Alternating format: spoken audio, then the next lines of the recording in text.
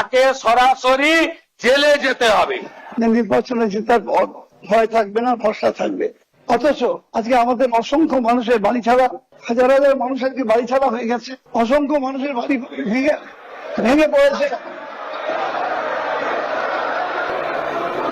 মাননীয় সদস্যরা, আমি আপনাদের বলছি, আজকে অধ্যক্ষকে শুভেচ্ছা স্বাগত জানানোর প্রক্রিয়া, কিন্তু আজকে ওনারা এজেন্ডার বাইরে গিয়ে বলছেন, আপনারা শুনুন, বাধা দেবেন না, ঠিক যথাসময়ে উত্তর সরকার দিয়ে দেবে।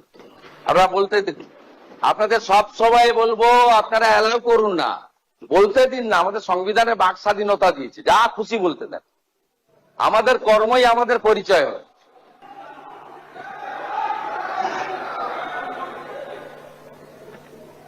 মুখ্যমন্ত্রীও এজেন্ডার বাইরে অনেক কথা বললেন, আমরা শুনলাম। আবার তিনি দাঁড়িয়ে বললেন এজেন্ডার বাইরে বলার উচিত বলছেন। এটা দ্বিচারিতা হয়ে যাচ্ছে বলে আমার মনে হচ্ছে। আমি জানি না, আমি দীর্ঘ সময় নিশ্চয়ই বলবো না, তবে এই কথা ঠিক। আজকে বলা হয়েছিল ভয় চলে যাবে, ভরসা আসবে। আজকে ভরসা নেই, কিন্তু ভয় 4 গুণ বেড়ে গেছে। বহু মানুষ ভরসা হয়ে আছে।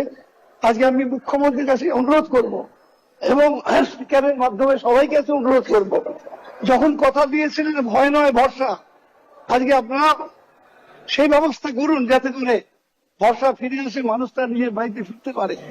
আজকে বহু মানুষকে আজকে যেভাবে এই গণতান্ত্রিক ব্যবস্থাকে বিভিন্ন পর্যায়ে এসআইআর থেকে শুরু করে কাউন্টিং পর্যন্ত যেভাবে গণতান্ত্রিক ব্যবস্থাকে ভেঙে ফেলে, আমরা যেন মনে হচ্ছে কোথাও এক স্বৈরাচারের পদধ্বনি শুনতে পাচ্ছি। আমি চাই না আমাদের দেশ গণতান্ত্রিক দেশ, এই দেশে গণতন্ত্র ধ্বংস হবে, স্বৈরাচারী শাসন ব্যবস্থা কায়েম হবে।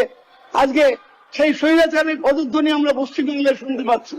আগামী দিনে চাইব মুখ্যমন্ত্রীর কাছে যে গণতন্ত্র যাতে প্রতিষ্ঠিত থাকে। আমরা সকলে শপথ নিয়েছি, আমরা গণতন্ত্রের নামে শপথ নিয়েছি। সেই গণতন্ত্রের নামে শপথ নিয়ে যদি এই রাজ্যে গণতন্ত্র ধ্বংস হয় এবং স্বৈরাচারের প্রতিষ্ঠিত হয়, তাহলে তার বিরোধিতা বাংলার মানুষ করতেই চলবে। এই কথা বলে আমি আমার বক্তব্য শেষ করছি। ধন্যবাদ। স্পিকারকে আরেকবার ধন্যবাদ জানিয়ে আমার বক্তব্য শেষ করলাম। আমি বলি, হ্যাঁ বলুন। আমি শুনুন, আমি আপনার অন্য সব কথার কোনো মুহূর্তে উত্তর দেব না। প্রথমত, আপনি বলেছেন মুখ্যমন্ত্রীর কাছে, সরকারের কাছে আবেদন করেছেন ঘর ছাড়াদের বাড়িতে ঢোকাতে হবে। আমার তো ঘর ছাড়া কেউ আছে বলে জানা নেই। যদি যদি যদি যদি যদি কেউ ঘর ছাড়া থাকে, আপনি মাননীয় ডিজিপির কাছে তালিকা দেবেন, কিন্তু শর্ত একটাই, ওই ব্যক্তির বিরুদ্ধে 2021 সালে নির্বাচন পরবর্তী সন্ত্রাসের যে 12,500 এফআইআর হয়েছিল, তার কোনো অভিযোগ নেই।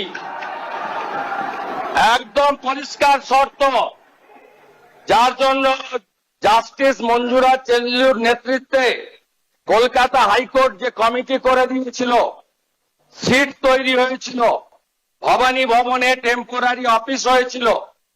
আপনি তালিকা দেবেন, তার মধ্যে যদি সম্মানীয় রাজনৈতিক ব্যক্তিত্ব থাকে যাদের বিরুদ্ধে 2021-এর পোস্টপোল ভায়োলেন্সের অভিযোগ নেই, তাকে সসম্মানে এলাকার বিজেপির বিধায়ক এবং এসপি গিয়ে বাড়িতে ঢুকিয়ে দিয়ে আসবে।